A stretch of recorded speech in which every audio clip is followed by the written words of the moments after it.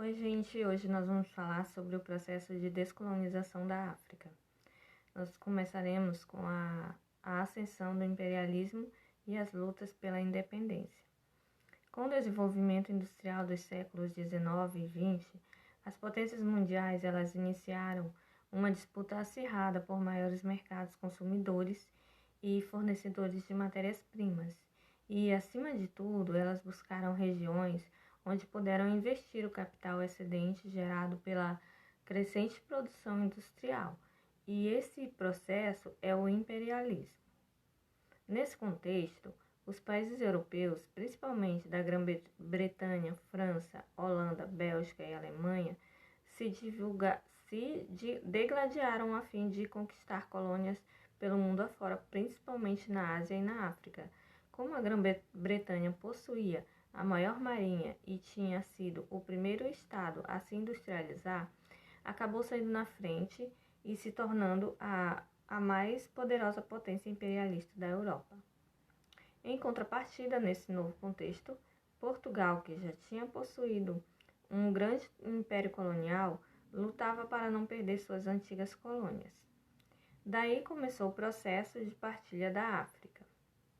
Desde o século XV, os principais interesses dos europeus na África eram o acesso à mão de obra escrava e a compra de alguns produtos, como o ouro e o marfim. Dessa forma, até o século XIX, poucas regiões africanas tinham sido efetivamente colonizadas pelos europeus, principalmente portugueses e holandeses, que preferiram construir fortificações e feitorias no litoral, onde negociavam com a população local. Pouco se conhecia sobre a África, mas a partir do século XIX, o crescente interesse de exploradores e missionários por aquele continente trouxe à tona as maravilhas do interior africano. Terras infinitas, jazidas de minérios, pedras e metais preciosos, despertando a cobiça dos industriais e dos governantes europeus. O rei Leopoldo II da Bélgica, por exemplo, financiou expedições à África e fundou em 1876 a Associação Internacional Africana, um ponto inicial para o processo de colonização belga. Em 1885, o chanceler alemão Bismarck reuniu a Conferência de Berlim a fim de dividir o território africano de forma amigável entre as potências industriais europeias.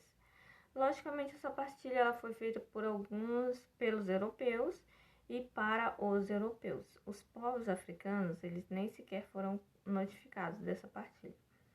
A partir de então, se intensificou a invasão, a conquista e a utilização de força armada, a exploração do território do homem africano em favor dos seus interesses industriais. Assim se deu o processo de colonização. Independente de qual tenha sido a metrópole, a forma de colonizar empreendida pelos europeus foi praticamente igual em todas as colônias. Principalmente, eles buscavam alianças com as elites locais, oferecendo prestígio, riqueza, corrompendo o grupo dominante. Somente no caso de resistência é que eles partiam efetivamente para a invasão armada. De qualquer forma, ou por bem ou por mal, os europeus eles passaram a determinar qual regime político local poderia ser adotado e quais as atividades econômicas que deveriam ser praticadas. Um fator importante no processo de colonização foi a chegada dos colonos europeus, que passaram a compor o aparato administrativo, o quadro de grandes comerciantes e senhores latifundiários, e dessa forma o imperialismo ele também serviu ao propósito de diminuir a população residente na Europa, que havia crescido muito no século XIX. A sociedade colonial ela foi organizada a partir de traços culturais e étnicos. Os bancos passaram a deter todo o privilégio e os nativos eles foram submetidos, eles não podiam mais usar sua língua, não podiam realizar seus cultos religiosos, eles não podiam produzir sua sua cultura e sua agrícola milenar, sua cultura agrícola milenar. Em pleno século do desenvolvimento científico e tecnológico, os europeus eles legitimaram a sua posição de classe dominante através das mais inventivas teorias racistas divulgadas na época. Uma delas defendia que a chegada do europeu no território africano era uma bênção para os povos locais e que assim sairiam do seu primitivismo e alcançariam o processo e por isso deveriam seguir cegamente os ditantes dos dominantes. Então deve-se lembrar ainda que as potências europeias, internacionalmente ou não, elas semearam o ódio entre os grupos étnicos que estavam sob seu domínio. Assim, em algumas colônias, deram tratamentos privilegiados a uma etnia em um determinado e a outra um contexto de estratégia para dividir, que era uma estratégia para dividir e governar. Mas o próprio desenvolvimento das colônias trouxe consigo um questionamento. Dentro da própria estrutura colonial, uma camada social composta por africanos privilegiados e formada dentro dos padrões europeus foi percebendo que a situação da colonização desejava ocupar, e eles desejaram ocupar cargos públicos que seriam só os europeus que tinham acesso, e passaram a se organizar e lutar pela independência. E com a decadência europeia, na primeira metade do século XX, foi marcada a decadência desses países europeus enquanto potências mundiais. E a Primeira Guerra, a crise de 29 e a Segunda Guerra levaram os europeus à crise econômica que acabou se alastrando por várias regiões e principalmente a partir de 1945, as metrópoles elas não tinham mais condições financeiras para manter o custoso aparato militar em suas colônias. Em 1945 também foi lançada a Carta da Organização das Nações Unidas, que defendia, entre os pontos, o direito à liberdade e a autodeterminação dos povos, marcados nitidamente o interesse dos Estados Unidos em liquidar de vez com o sistema colonial europeu.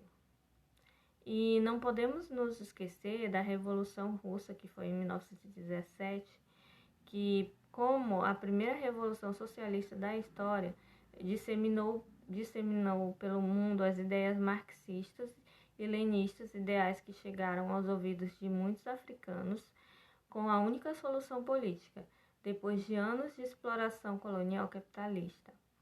A descolonização, esse processo de descolonização, ele foi longo e dolorido em várias antigas colônias. Se por um outro lado, como dito assim, as elites privilegiadas africanas se organizavam para obter a independência, por outro lado, essa mesma elite ela não entendia os interesses da grande maioria da sociedade, pois ela mal conhecia as comunidades agrícolas e as tradições populares dessas comunidades africanas mais pobres, e surgiram milícias inspiradas no marxismo que também desejavam a independência e a tomada do poder.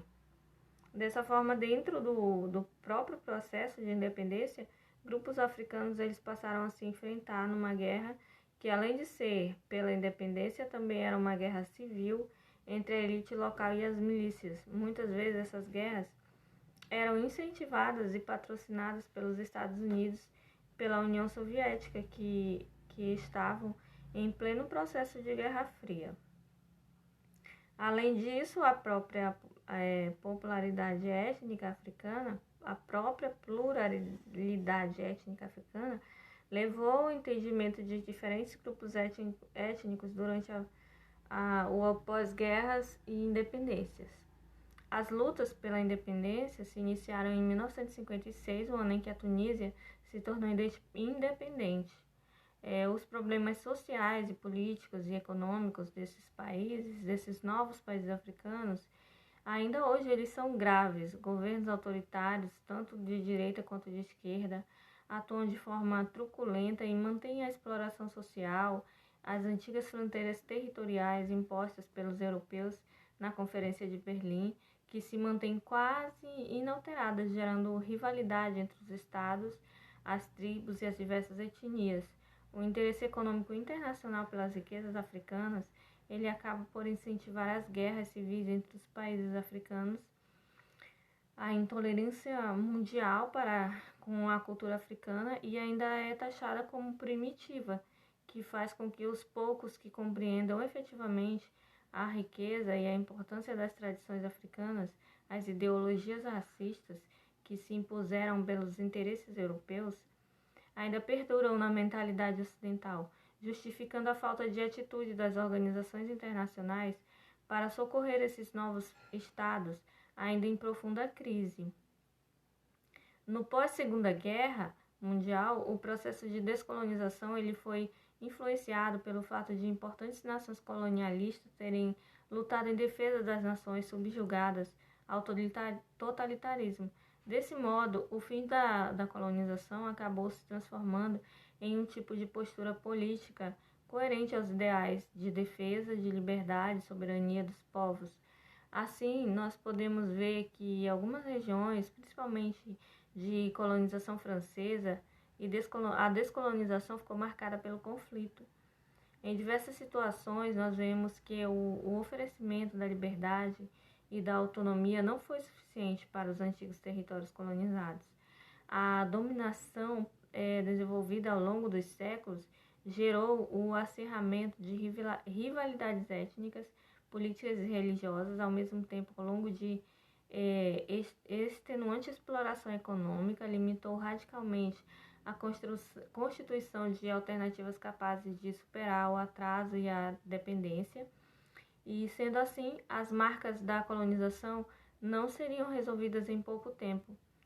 Nós observamos essas tais características e dilemas que marcam o processo da descolonização da África. Temos a certeza de que a responsabilidade das grandes potências é bem mais ampla que o oferecimento benévolo da independência, mais do que simples o pagamento de uma dívida. O auxílio das grandes potências se faz necessário para que esse continente, severamente estigmatizado, tenha a oportunidade de oferecer para si um futuro cercado por algum tipo de esperança, em um processo histórico cercado de problemas ainda não resolvidos. Essa é a condição do continente africano hoje.